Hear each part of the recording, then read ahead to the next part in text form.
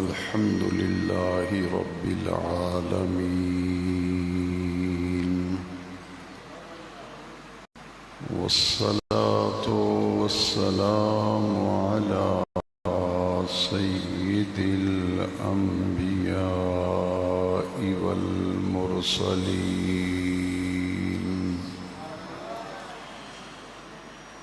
وعلى آله وأصحابه أجمعين.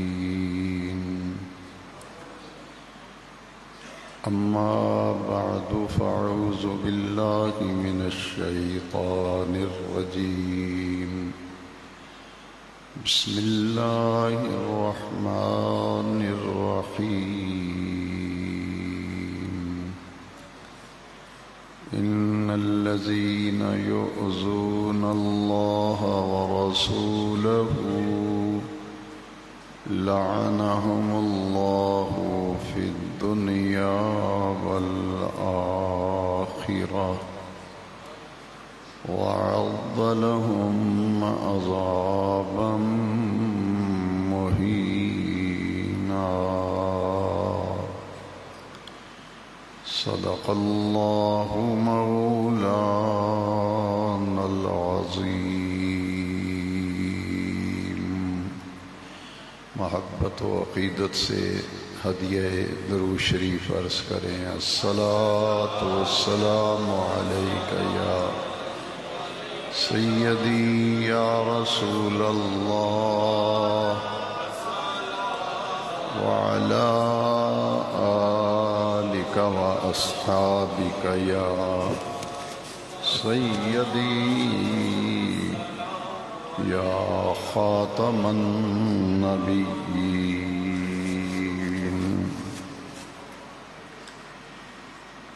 سامعین محترم، گزشتہ جمعہ مبارکہ میں شہادت حوالے سے بھی عرض کیے گئے، اور 10 محرم الحرام کو میدان کربلا میں امام علی مرتبت حضرت سیدنا امام حسین رضی اللہ تعالیٰ عنہ کی شہادت عظمیٰ اور آپ کے ساتھ میدان کربلا میں شہید ہونے والے 72 نفوس قدسیہ کا تذکرہ پچھلے جمعہ مبارکہ میں عرض کرنے کی سعادت حاصل کی گئی. گزشتہ خطابات میں اور دروس قرآن میں یہ بات ہم سب نے سمجھ لی تھی کہ 61 ہجری میں نبی کریم صلی اللہ علیہ وسلم کے دنیا سے وصال فرما جانے کے ٹھیک 50 سال بعد، نصف صدی بعد، محرم شریف کی 10 تاریخ اور جمعۃ المبارک کا دن عین ظہر کی ادائیگی اور جمعۃ المبارک کی ادائیگی کے وقت میں، جبکہ اذان جمعہ اور بعض مقامات پر خطبات جمعہ ہو رہے تھے، عین اسی وقت امام عالی مرتبت، امام علی وقار حضرت سیدنا امام حسین رضی اللہ عنہ کو شہید کیا گیا. جس وقت آپ شہید کیے گئے، اسی لمحے مدینہ منورہ میں ام المومنین حضرت ام سلمہ رضی اللہ تعالی عنہا نے ایک خواب دیکھا. یہ حدیث مبارکہ حدیث شریف کی مشہور کتاب مسلم شریف میں موجود ہے، اور مشکات شریف میں باب و مناقب اہل بیت میں اس حدیث شریف کو ذکر کیا گیا۔ عین جس لمحے امام عالی وقار جام شہادت نوش کرتے ہیں، اسی لمحے ام المومنین ام سلمہ رضی اللہ تعالیٰ عنہا خواب میں نبی کریم علیہ السلام کی زیارت کرتی ہیں، اور حدیث شریف کے لفظ ہیں رأیت النبی صلی اللہ علیہ وسلم فی المنام ذات یوم نصف النہار، کہ دوپہر کے وقت میں نے خواب میں نبی کریم صلی اللہ علیہ وسلم کی زیارت کی،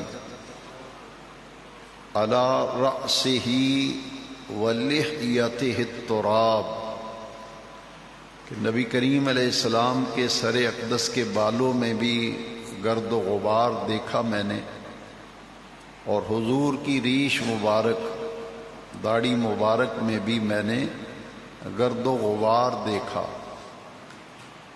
آپ نے جو لباس اقدس زیب تن فرمایا تھا، اس لباس پر بھی میں نے گرد و غبار دیکھا،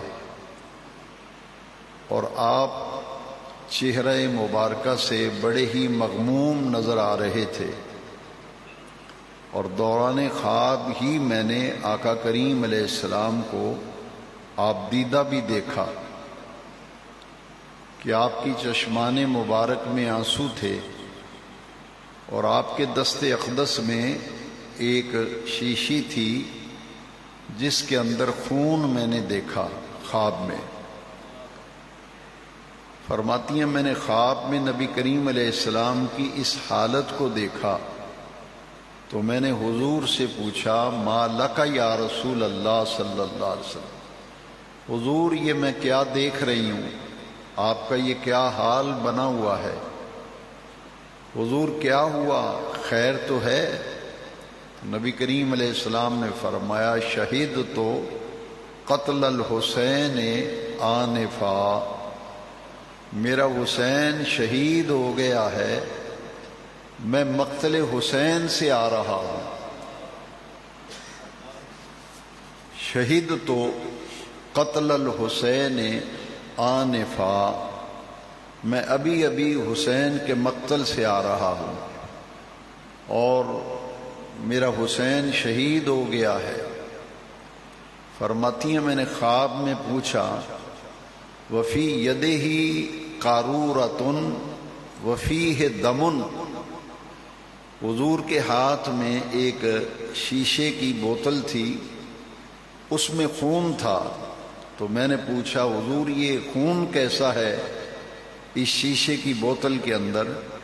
تو نبی کریم علیہ السلام نے فرمایا دم الحسین و اصحابہ، یہ حسین اور ان کے ساتھیوں کا خون ہے جو صبح سے لے کر اب تک میں شیشی میں جمع کرتا رہا ہوں۔ جس لمحے شہادت حسین واقعہ ہوتی ہے رضی اللہ تعالیٰ عنہ، عین اسی لمحے حضرت ام سلمہ ام المومنین مدینہ منورہ میں یہ خواب دیکھتی ہیں، اور جب خواب سے بیدار ہوئیں تو آپ کے دل میں خیال آیا کہ نبی کریم علیہ السلام نے آج سے 53 برس پہلے شہادت حسین سے کم و بیش 53 سال قبل حضور نے مجھے کربلا کی خاک عطا فرمائی تھی، اور حضور نے وہ مٹی کربلا کی مجھے دے کر ارشاد فرمایا تھا اے ام سلمہ اذا تحبلت هذه تربة دم فاعلمی ان ابنی الحسین قد، کہ یہ کربلا کی خاک سنبھال کے رکھ لو، جس دن یہ خون کے اندر تبدیل ہو جائے سمجھ لینا میرا حسین شہید ہو گیا ہے۔ خواب سے بیدار ہونے کے بعد حضرت ام سلمہ رضی اللہ تعالیٰ عنہ وہ کربلا کی مٹی، کربلا کی خاک والی میں نے شیشی نکالی تو وہ تو خون کے اندر تبدیل ہو چکی تھی، وہاں مٹی نہ تھی بلکہ اس شیشی کے اندر خون تھا۔ فرماتی ہیں میں سمجھ گئی کہ حسین کربلا میں شہید ہو گئے ہیں، کہ آقا کریم نے مجھے مٹی دے کر فرمایا تھا جس دن یہ خون بن جائے سمجھ لینا حسین شہید ہو گئے ہیں۔ یہ حدیث شریف مسلم شریف میں بھی ہے، اور مشکات شریف کے حوالے سے باب و مناقب اہل بیت کے حوالے سے میں نے یہ حدیث شریف آپ کی خدمت میں پیش کی ہے۔ عین اسی طرح ہی کا ایک خواب حضرت عبداللہ ابن عباس کو آیا رضی اللہ تعالی، جو نبی کریم علیہ السلام کے چچا زاد بھائی ہیں، حضرت عبداللہ ابن عباس رضی اللہ عنہ۔ اور یہ حدیث شریف جو میں اب سنانے جا رہا ہوں یہ بہقی شریف میں ہے، حدیث شریف کی مشہور کتاب بہقی میں یہ حدیث شریف موجود ہے۔ حضرت عبداللہ ابن عباس فرماتے ہیں کہ میں دوپہر کے وقت آرام کرنے کے لیے لیٹا، میری آنکھ لگی تو اسی لمحے مجھے خواب میں دیدار مصطفیٰ ہوا صلی اللہ علیہ وسلم، حضور کی زیارت ہوئی۔ حضرت عبداللہ ابن عباس بھی فرماتے ہیں میں نے دیکھا کہ حضور کی چشمان مبارک میں آنسو ہیں اور آپ کے لباس اقدس پر گرد و غبار ہے، یہاں تک کہ گیسوئے مبارک، سر انور کے بال مبارک اور داڑھی مبارک کے بال بھی گرد آلود ہیں، اور حضور مغموم نظر آ رہے ہیں۔ یہی خواب حضرت عبداللہ بن عباس نے دیکھا تھا جو ام سلمہ نے دیکھا۔ آپ بھی فرماتے ہیں کہ میں نے خواب میں حضور کی یہ کیفیت دیکھی، پھر آپ کے ہاتھ میں شیشے کی بوتل بھی دیکھی جس میں خون تھا۔ فرماتے ہیں میں نے حضور سے پوچھا کہ حضور آپ کی یہ کیا حالت ہے، کیا ماجرا ہے، کیا معاملہ ہے؟ تو حضور نے انہیں بھی فرمایا شہید تو قتل الحسین آنفا، میں حسین کے مقتل سے آ رہا ہوں، میرے حسین شہید ہو گئے ہیں۔ بہقی شریف میں جو حضرت عبداللہ بن عباس کا یہ واقعہ اور خواب لکھا ہے اس میں چند باتوں کا اضافہ ہے۔ ایک یہ کہ میں نے بیدار ہو کر اسی وقت کاغذ قلم پکڑا، وہ دن بھی لکھ لیا، وہ وقت بھی لکھ لیا، تاریخ بھی لکھ لی۔ بعد میں مجھے پتا چلا کہ عین اس لمحے جس لمحے میں نے خواب دیکھا تھا انہی لمحات میں سیدنا حسین ابن علی کو شہید کیا گیا تھا۔ احادیث مبارکہ میں کربلا کا واقعہ اور کربلا کی شہادت اگر دیکھی جائے تو ایمان کو بڑی تقویت ملتی ہے۔ اسی لیے میں نے پچھلے بیانات میں محرم شریف کے جتنے بھی میرے یہاں بیان ہوئے میں نے ان میں عرض کیا تھا کہ واقع کربلا کو اور شہادت کربلا کو اگر احادیث مبارکہ کی روشنی میں سمجھنے کی کوشش کریں گے تو کبھی بھی بندہ گمراہ نہیں ہوتا، کیونکہ شہادت امام علی مرتبت کی بہت سی کیفیات ذخیرہ احادیث کے اندر ملتی ہیں، جن میں دو حدیثیں تو آج میں نے آج کے بیان جمعہ میں دو حدیثیں آپ کو سنائیں، امام مسلم کے حوالے سے، امام بہقی کے حوالے سے، حضرت ام سلمہ والی خواب اور حضرت عبداللہ ابن عباس والی خواب سنائی۔ اس سے پہلے خطبات میں آپ سن چکے ہیں کہ شہادت امام علی مرتبت کی خبر بھی نبی کریم علیہ السلام نے دی تھی۔ جبریل آئے تھے اور سیدنا امام حسین حضور کی گود میں تھے، تو نبی کریم علیہ السلام نے آنکھوں میں آنسو تھے، حسین گود میں ہیں۔ ام فضل آ گئیں حضور کی چچی صاحبہ اور پوچھا یا رسول اللہ صلی اللہ علیہ وسلم میں دیکھ رہی ہوں آپ کی آنکھوں میں آنسو بھی ہیں، آپ مغموم بھی ہیں، حضور کیا ماجرا ہے، کوئی پریشانی کوئی تکلیف تو نہیں؟ حضور نے فرمایا کوئی تکلیف کوئی پریشانی نہیں، صرف اتنی بات ہے، اتانی جبرائیل، میرے پاس جبریل آیا ہے، ابھی مجھے اللہ کا پیغام پہنچایا ہے، ان امتی ستقتل ابنی ھذا، کہ میری امت میرے اس بیٹے کو شہید کر دے گی، بِأَرْضٍ يُقَالُ لَهَا کربلا۔ ابن عساکر میں یہ حدیث شریف ہے۔ شہادت امام کی حضور نے خبر بھی دی اور مقتل حسین کی اطلاع بھی نبی کریم علیہ السلام نے دی کہ جس جگہ پہ میرے حسین کو شہید کیا جائے گا اس مقام کا، اس جگہ کا نام کربلا ہوگا۔ بِأَرْضٍ يُقَالُ لَهَا کربلا۔ یہاں ایک بات اور حدیث کی روشنی میں سمجھ لیں کہ نبی کریم علیہ السلام نے امام حسین کے بھی خبر دی،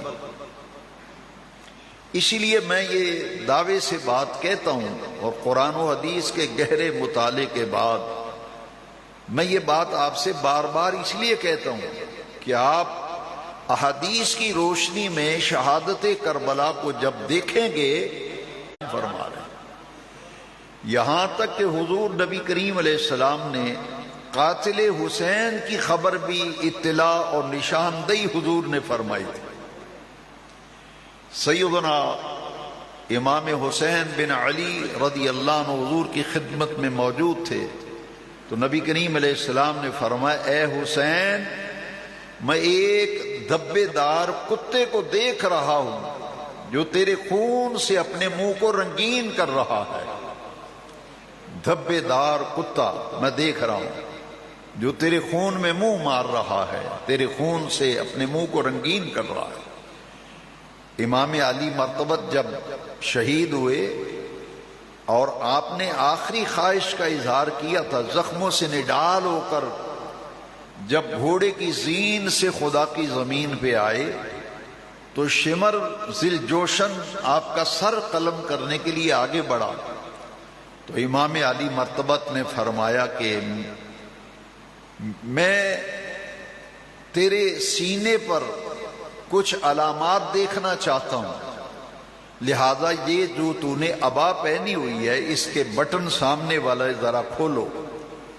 اس نے عبا کے بٹن کھولے تو امام علی وقار، امام عرش مقام، شہزادہ گلگو قبا، راقب دوش مصطفیٰ حضرت امام علی مقام نے شمر کی چھاتی پر برس کے نشان دیکھے، پھل بیری کے نشان اس کی چھاتی پہ تھے۔ امام علی مقام نے آسمان کی طرف نگاہ اٹھا کے کہا، باری تعالیٰ تیرا شکر ہے، میں نے اپنی آنکھوں سے اپنے نانا جان کی پیش گوئی کو سچا ثابت ہوتے دیکھ لیا ہے۔ میرے نانا پاک نے مسجد نبوی میں بیٹھ کے مجھے میرے قاتل کی بھی نشاندہی کی تھی کہ حسین، میں ایک دبے دار کتے کو دیکھ رہا ہوں جو تیرے خون سے اپنے منہ کو رنگین کر رہا ہے۔ آپ نے فرمایا، یقیناً وہ دبے دار کتا تو ہی ہے جو میرے خون سے اپنے منہ کو رنگین کرے گا۔ فرمایا، میری گردن تو تم نے کاٹنی ہی ہے، لیکن میری خواہش اور تمنا یہ ہے کہ میں نے آج تک پوری زندگی کوئی نماز نہیں چھوڑی، نہ میں نے کسی نماز کو قضا ہونے دیا ہے، یہ میری زندگی کی آخری نماز ہے، تو میری خواہش بھی یہ ہے، تمنا اور آرزو بھی یہ ہے، تو اپنا کام کرنا لیکن میری تمنا پوری ہونے دے، میں آخری وقت میں، عین شہادت کے وقت میں اپنے رب کے حضور سجدہ کرنا چاہتا ہوں، نماز کی ادائیگی کرنا چاہتا ہوں۔ جمعہ مجھ پہ فرض نہیں، وقت جمعے کا ہے، دن جمعے کا ہے، میں مسافر ہوں، مسافر پہ جمعہ فرض نہیں، تو میں دوگانہ پڑھوں گا، مسافر والی نماز 2 رکعتیں پڑھوں گا، اور میری خواہش یہ ہے کہ مجھے اپنے رب کے حضور سجدہ کر لینے دے۔ امام علی مرتبت نے 2 گانا پڑھا اور دوسری رکعت کے دوسرے سجدے میں تھے امام علی مقام کہ شمر ذی الجوشن بدبخت نے خنجر کا وار کیا اور امام علی مقام کا سر اقدس جسم اطہر سے جدا کر دیا۔ امام علی مقام کی قاتل کی بھی حضور نے نشاندہی فرمائی. اور نبی کریم علیہ السلام نے جس سن میں امام علی مقام نے شہید ہونا، حضور اس کی بھی نشاندہی فرما رہے ہیں. یہ حضرت ابو ہریرہ رضی اللہ تعالیٰ عنہ کی یہ روایت ہے. آپ فرماتے ہیں کہ میں مسجد نبی میں بیٹھا ہوا تھا اور نبی کریم علیہ السلام دعا فرما رہے تھے، اللہم انی اعوذ بکا من رأس ستین و امارت الصبیان. اے باری تعالیٰ میں سن 60 ہجری کے خاتمے اور نوعمر لوگوں کے اقتدار میں آنے سے تیری پناہ مانگتا ہوں. اب سن 60 ہجری میں یزید اقتدار میں آیا تھا، تو اس سن سے حضور نے اللہ کی پناہ مانگی ہے. حضور نے اشاروں میں بتا دیا تھا کہ سن 60 ہجری آئے گا اور فتنوں کا زمانہ آ جائے گا، نوعمر لوگ اقتدار میں آ جائیں گے. یہ یزید کی طرف اشارہ تھا. لہذا حضرت ابو ہریرہ سن 59 میں حضرت ابو ہریرہ کا انتقال ہو گیا، کیونکہ انہوں نے دعا مانگی تھی کہ جس سن سے حضور نے پناہ مانگی ہے، لگتا ہے اس سن میں کوئی بہت بڑا خونی حادثہ ہوگا، تو میں اپنی آنکھوں سے وہ دیکھنا نہیں چاہتا، باری تعالیٰ اس حادثے سے پہلے مجھے اٹھا لے. لہذا واقع کربلا سے 1 سال قبل حضرت ابو ہریرہ رضی اللہ تعالیٰ عنہ کا انتقال ہو گیا تھا. تو حضور سن کی بھی خبر دے رہے ہیں، قاتل کی بھی خبر دے رہے ہیں. اور پھر حضور نے جو دعا فرمائی تھی، شہادت حسین کی خبر دیتے ہوئے حضور نے دعا فرمائی تھی، اللہم اعط الحسین صبرا و اجرا. اے باری تعالیٰ میرے حسین کو شہادت کے وقت صبر بھی دینا اور میرے حسین کو شہادت کے وقت اجر بھی عطا کرنا.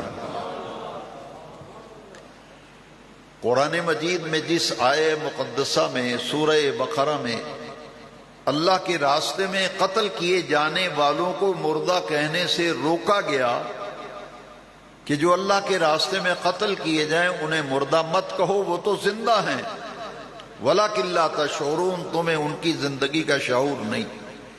اس آیت کریمہ سے پہلی آیت کریمہ میں ذرا دیکھیے، اس آیت میں اللہ کے راستے میں جان دینے والوں، قتل کیے جانے والوں کا ذکر کیا گیا، لیکن اس سے پہلی آیت میں فرمایا گیا، اے ایمان والو، جب تمہارے اوپر کوئی مشکل وقت آ جائے، کوئی امتحان آ جائے، کوئی آزمائش آ جائے، کوئی کڑا وقت آ جائے، تو اس نازک وقت میں کامیاب ہونے کے لیے 2 چیزوں سے مدد طلب کیا کرو. یا ایھا الذین آمنوا، اے ایمان والو، استعینوا بالصبر والصلاۃ. جب امتحانات آ جائیں، مشکلات آ جائیں، مصائب آلام آ جائیں، کٹھن گھڑیاں آ جائیں، تو ان لمحات میں صبر سے مدد مانگا کرو اور نماز سے مدد طلب کیا کرو. 2 چیزوں کا ذکر ہے، صبر اور نماز. مشکل وقت میں 2 چیزوں سے مدد لو، ایک صبر اور ایک نماز. اس کے بعد کی آیت میں فرمایا جو اللہ کے راستے میں قتل کیے جائیں انہیں مردہ نہ کہو. یہاں عرفاء نے ایک بڑا لطیف نقطہ بیان کیا کہ اس آیت سے پہلے صبر اور نماز کا ذکر کیوں آیا؟ فرمایا اس لیے کہ وضو کے بغیر نماز نہیں ہوتی. وضو کے لیے، نماز کے لیے وضو شرط ہے. نماز کے لیے وضو، بغیر وضو کے نماز نہیں ہوتی. تو اس آیت سے پہلے صبر کا ذکر اس لیے آیا، استعینوا بالصبر والصلاۃ ان اللہ مع الصابرین. ان اللہ مع الصابرین، یہ اللہ کے راستے میں مارے جانے والے لوگوں کو مردہ کہنے سے جس آیت میں روکا گیا، اس سے پہلی آیت میں فرمایا ان اللہ مع الصابرین استعینوا بالصبر والصلاۃ. صبر اور نماز سے مدد مانگا کرو، اللہ صبر کرنے والوں کے ساتھ ہے. اب عارف لوگ کہتے ہیں کہ وضو کے بغیر نماز قبول نہیں، صبر کے بغیر شہادت قبول نہیں، صبر کے بغیر شہادت قبول نہیں۔ کربلا کی تاریخ گواہ ہے، سن 61 ہجری 10 محرم جمعے کے دن کربلا میں میرے امام علی وقار سیدنا امام حسین نے شہادت کے وقت کربلا میں صبر بھی ایسا کیا جیسا کوئی کر سکتا نہیں، اور میرے امام نے نماز بھی ایسی پڑھی جیسی کوئی پڑھ سکتا نہیں۔ 72 لاشیں پڑی ہوئی ہیں اور آپ نماز پڑھ رہے ہیں۔ تاریخ کربلا گواہ ہے، صبر کیا حضور کے خاندان نے، بے صبری کا کوئی جملہ نہیں زبان سے نکالا۔ شہادت امام علی مقام کے بعد یزید بدبخت نے جو لشکر بھیجا تھا 10,000 کی فوج، پچھلے بیانات میں آپ سمجھ چکے ہیں 145 نفوس قدسیہ تھے۔ امام علی مقام کے ساتھ کل آنے والے پورے قافلے کی تعداد کتنی تھی؟ 145۔ ان میں سے 72 تو کربلا میں شہید ہو گئے، 72 شہید ہو گئے۔ صرف پردے دار مخدرات عصمت نبی پاک کے گھرانے کی معزز خواتین یہ باقی بچی تھی، اور مردوں میں صرف ایک ہی شخصیت باقی بچی تھی جن کا نام علی بن حسین ہے، علی بن، جنہیں امام زین العابدین کہتے ہیں۔ زین العابدین آپ کا نام نہیں، آپ کا لقب ہے۔ زین العابدین کا معنی ہے عبادت کرنے والوں کی زیب و زینت، کیونکہ آپ کثرت سے عبادت کرتے تھے، پوری پوری رات سجدے میں روتے رہتے تھے۔ واقعہ کربلا کے بعد لوگوں نے دیکھا ان کی راتیں عبادت میں گزرتی تھی، لہذا ان کا لقب ہو گیا زین العابدین، نام آپ کا علی بن حسین۔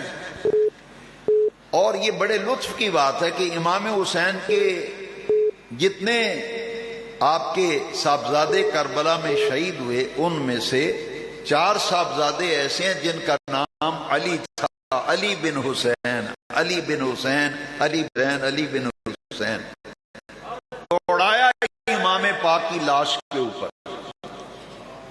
جس سے آپ کی ہڈیاں جو ہیں وہ چکنا چور ہو گئیں اور آپ کے جسد مبارک کے ٹکڑے ہو گئے۔ یزیدی فوج کا ایک سپاہی بیان کرتا ہے کہ رات کا جب وقت تھا اور یزیدی سو گئے، سیدہ زینب باپردہ ہو کر اپنے خیمے سے نکلی بھائی کی لاش دیکھنے کے لیے۔ وہ یزیدی دور کھڑا پہرا دے رہا تھا۔ وہ کہتا ہے کہ میں نے حسین پاک کی ہمشیرہ جن کا نام نامی اس میں گرامی سیدہ زینب ہے اور ان کا لقب ہے ثانی زہرا، ثانی زہرا، یہ حضرت زینب کا لقب ہے، یہ امام حسین کی سگی ہمشیرہ صاحبہ، جنہوں نے کربلا میں ایسا صبر کیا کہ قیامت تک دنیا کی تاریخ میں تاریخ دانوں نے لکھا کہ ہم نے خدا کی دھرتی پر ایسی صابرہ عورت آج تک دیکھی نہیں ہے جیسا صبر سیدہ زینب نے کیا۔ اپنی بھائی کی لاش کو دیکھا تو ٹکڑے ٹکڑے ہوئی ہوئی تھی، ہڈیاں ٹوٹی ہوئی تھی، اور شہادت کربلا کے بعد 72 نفوس قدسیہ کے سر کاٹ دیے گئے۔ ظالموں شہید تو کر دیا تھا، لیکن اتنا بڑا ظلم کہ شہید ہوئے ہوئے شہداء کے سر کاٹے گئے اور 72 کے 72 سر کاٹ کر نیزوں کے اوپر لٹکا لیے گئے۔ اور 11 محرم عمر بن سعد جو یزیدی لشکر کا سپہ سالار تھا، 11 محرم کو اس نے جتنے بھی یزیدی قتل ہوئے تھے کربلا میں ان سب کی لاشوں کو اکٹھا کر کے ان پر نماز جنازہ بھی پڑھی اور ان سارے مقتولین کو اس نے دفن بھی کیا۔ لیکن یہ 72 نفوس قدسیہ جو رسول اللہ کے خاندان، حضور کی گھرانے کے اہل بیت کے نفوس قدسیہ تھے، ان کی لاشوں کو بے گور و کفن وہیں کربلا میں چھوڑ کر 72 افراد کے سر کاٹ کر یہ لوگ کوفہ کی طرف روانہ ہو گئے۔ اس سے اگلے دن یعنی 12 محرم کو کربلا کے قریب ہی ایک گاؤں تھا جس کا نام تاریخ میں غادریہ بھی ہے اور عامریہ بھی ہے، دونوں نام۔ اکثر مورخین کہتے ہیں کہ غادریہ نام تھا اس گاؤں کا۔ وہاں محبان اہل بیت کچھ رہتے تھے جنہیں بعد میں پتہ چلا کہ حضور کے خاندان کو کربلا میں ذبح کر دیا گیا، ان کے سر کاٹ کے نیزوں پہ اٹھا لیے گئے۔ تیسرے دن وہ غادریہ کے لوگ آئے، انہوں نے ان تمام اجساد مبارکہ کو اکٹھا کیا، ان پر نماز جنازہ پڑھی اور پھر ان کی تدفین کا کام جو ہے اس گاؤں کے محبان اہل بیت نے کیا۔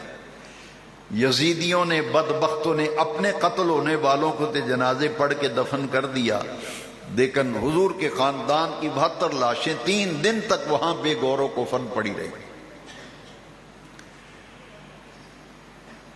11 محرم کو 72 سر کاٹ کر نیزے کی نوک پہ یہ کوفہ کی طرف لے جائے گئے۔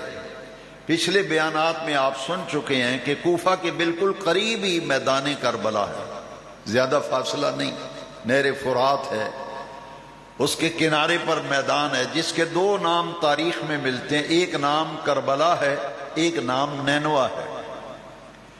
کوفے کا گورنر تھا ابن زیاد،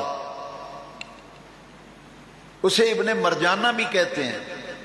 یہ بڑا ظالم اور خونخوار قسم کا آدمی تھا۔ حضرت نعمان بن بشیر حضور کے صحابی تھے، وہ کوفے کے گورنر تھے۔ یزید نے انہیں معزول کر دیا تھا کہ تم نے مسلم بن عقیل آئے ہیں، تم نے کوئی منع نہیں کیا، روکا نہیں، گرفتار نہیں کیا، انہیں معزول کر دیا تھا۔ تو ان کی جگہ بصرے کا گورنر تھا ابن مرجانہ عبید اللہ بن زیاد، اس کو کوفے کا گورنر بنایا اور قتل حسین پہ مامور کیا تھا یزید نے کہ حسین کو اپنی نگرانی میں قتل کراؤ۔ ابن سعد کو 10,000 کا کمانڈر بنایا گیا فوج کا، اور ان کے ذمے یہ کام تھا یا تو حسین سے بیعت لو، بیعت نہیں کرتے تو انہیں قتل کر دو۔ امام علی مقام نے 3 آپشن رکھے تھے عمر بن سعد کے سامنے۔ 2 محرم سے 7 محرم تک مذاکرات ناکام ہوئے تھے، 3 باتیں تھیں۔ فرمایا کہ مجھے یزید کے پاس لے چلو، میں اس سے بات کرتا ہوں کہ میں تیری بیعت کیوں نہیں کر رہا، تو اپنے معاملات کو ٹھیک کر۔ یہ بے دینی، حدود اللہ کو پامال کرنا، بدی اور برائی کو رواج دینا، زنا کے اڈے قائم کرنا، شراب کے اڈے قائم کرنا، یہ ساری چیزوں کو ختم کر، میں اس سے براہ راست بات کرتا ہوں۔ اگر یہ بھی منظور نہیں تو مجھے واپس جانے دو، میں جہاں سے آیا ہوں وہاں چلا جاتا ہوں۔ اگر واپس نہیں جانے دینا تو پھر مجھے آگے جانے دو، میں یہ سرحد عبور کر کے کسی جگہ جا کے زندگی کے دن گزار لوں گا۔ لیکن انہوں نے کہا کہ ہمیں تینوں باتیں منظور نہیں ہیں، ایک ہی بات ہے، یا یزید کی بیعت یا پھر قتل ہونے کے لیے تیار ہو جاؤ۔ امام علی مقام نہ جھکے نہ سرنڈر کیا، بس اس کے نتیجے میں پھر امام پاک کی شہادت واقع ہو گئی۔ اب ابن زیاد کے کوفہ میں یہ کٹے ہوئے سر نیزوں پہ اٹھا کے لے جائے گئے۔ خولی بدبخت، اس نے امام حسین کا سر جس نیزے پہ لٹکا تھا اس نیزے کو خولی نے پکڑا تھا، اور بدبختوں نے نیزوں پہ سر اٹھائے ہوئے کوفہ چلے گئے۔ کوفے کا گورنر ابن زیاد تھا، اس کے دربار میں جا کر 72 کٹے ہوئے سر تشت منگائے گئے اور ان میں رکھ کر عبید اللہ بن زیاد کے سامنے وہ 72 سر رکھے گئے، اور انہوں نے کہا کہ دیکھو جو حکومت کے خلاف آواز اٹھی تھی ہم نے کچل دیا ہے باغیوں کو۔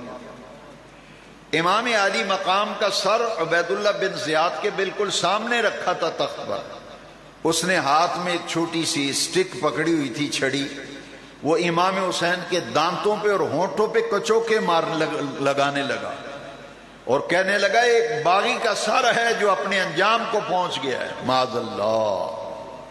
حضور کے صحابی حضرت زید بن ارقم رضی اللہ عنہ، انہیں شہادت حسین کی اطلاع مل گئی تھی، وہ کوفے میں تھے، وہ زیارت کے لیے ابن زیاد کے گورنر ہاؤس میں گئے نا، تو دیکھا کہ یہ ابن زیاد چھڑیاں مار رہا ہے امام پاک کے ہونٹوں پر، دانتوں پر۔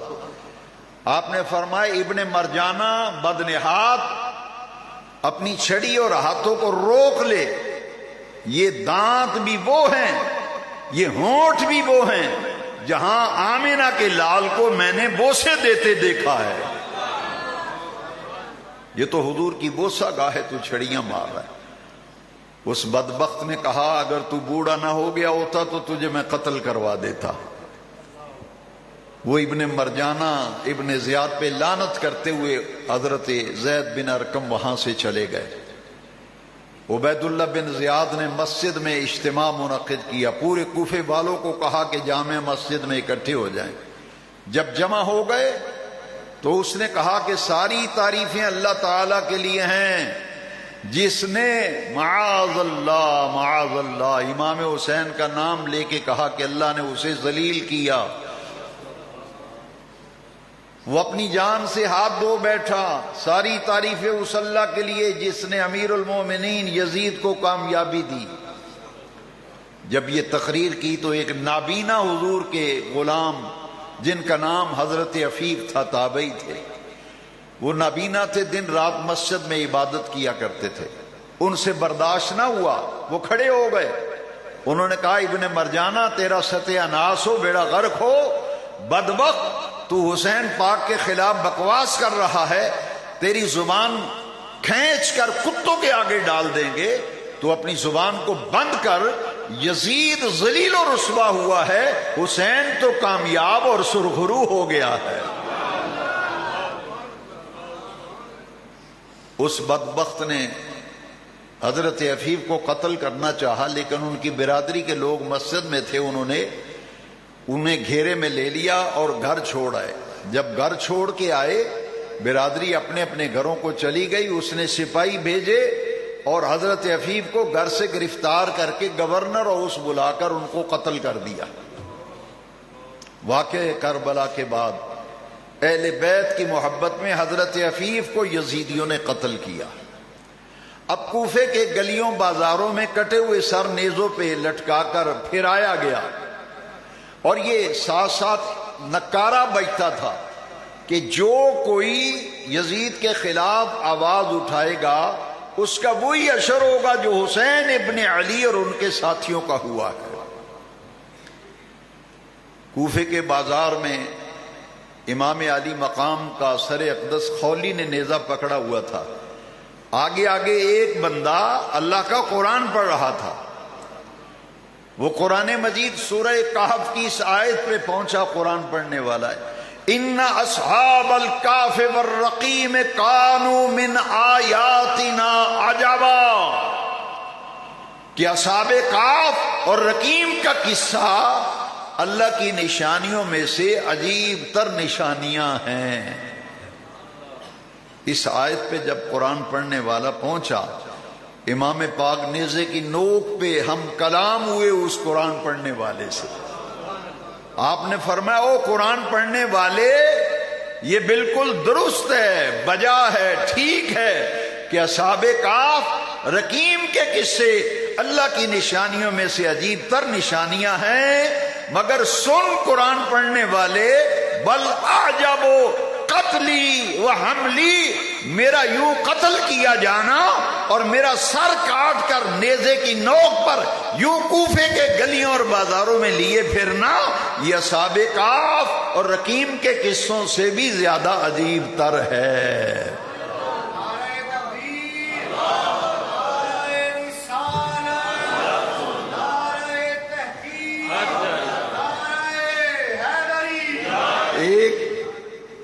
کوفے کے بازار میں ایک چوبارہ تھا جس کے اوپر ایک یہودی جو ہے اس کا مکان تھا، وہ چوبارے کے اوپر تورات پڑھ رہا تھا، موسیٰ علیہ السلام کا امتی یہودی تورات پڑھ رہا تھا۔ اس نے دیکھا کہ گلی میں سواریوں کے چلنے، 72 افراد کے کٹے ہوئے سر دیکھے نیزوں پہ، سواریوں کی آوازیں پاؤں کی، اس نے اوپر کھڑکی سے جھانکا تو دیکھا کٹے ہوئے سر ہیں. وہ نیچے اتر آیا. اس نے کہا بدبختو، اتنا بڑا ظلم، 72 آدمیوں کے سر کاٹ کر نیزوں پہ لیے پھر رہے ہو، یہ کون لوگ ہیں، کیا معاملہ ہے؟ انہوں نے کہا زیادہ باتیں مت کر، یہ باغی لوگ تھے اور انہوں نے حکومت کے خلاف بغاوت کی تھی، بغاوت کو چل دی گئی ہے. اس نے کہا یہ جو سب سے آگے آگے نیزے پہ سر جا رہا ہے یہ کس کا سر ہے؟ وہ خولی نے نیزہ پکڑا ہوا تھا نا، اس نے کہا یہ حسین ابن علی کا سر ہے، حسین ابن علی.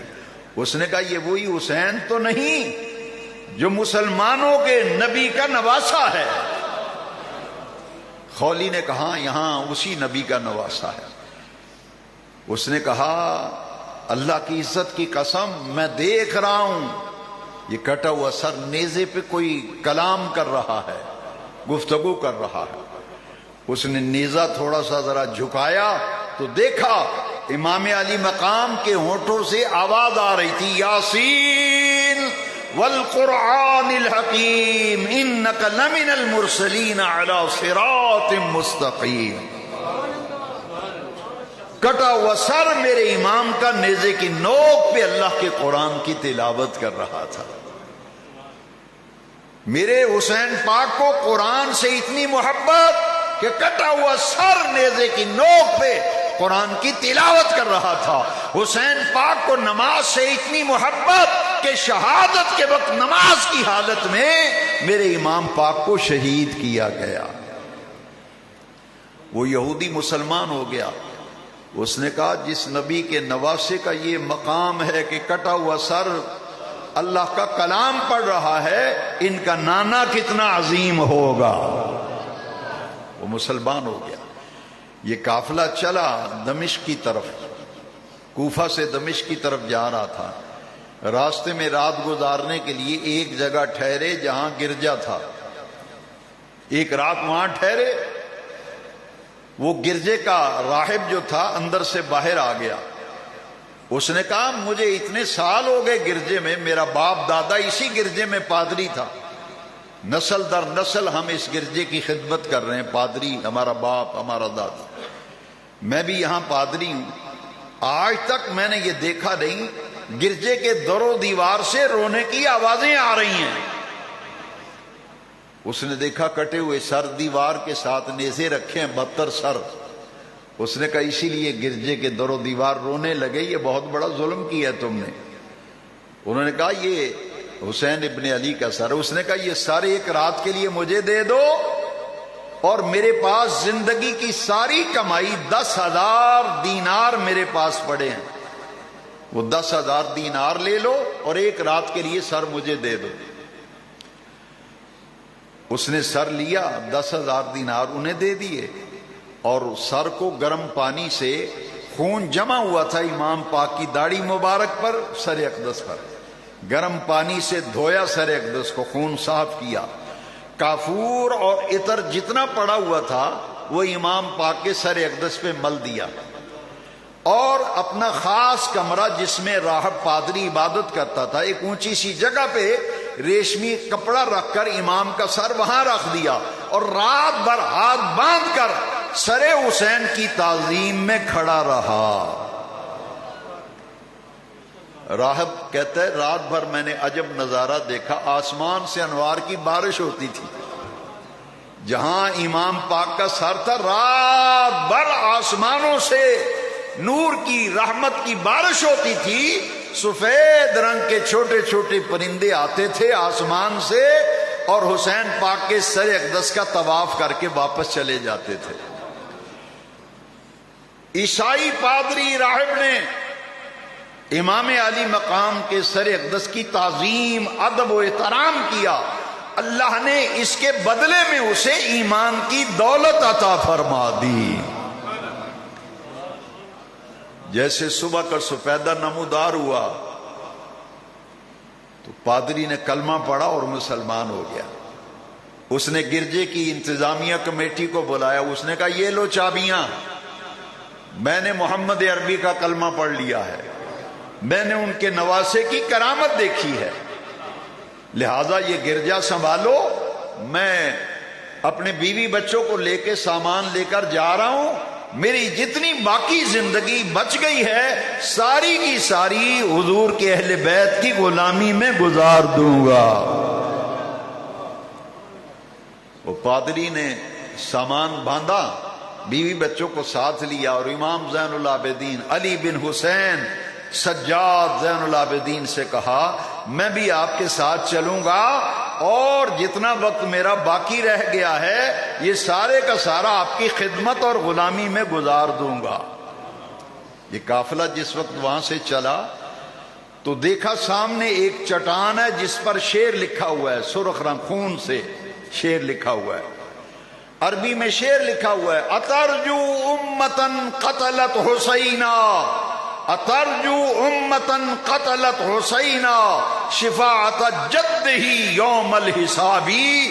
وہ لوگ جنہوں نے حسین کو قتل کیا ہے وہ حسین کو قتل کرنے کے بعد اب بھی ان کے نانا جان کی شفاعت کی قیامت کے دن امید رکھتے ہیں۔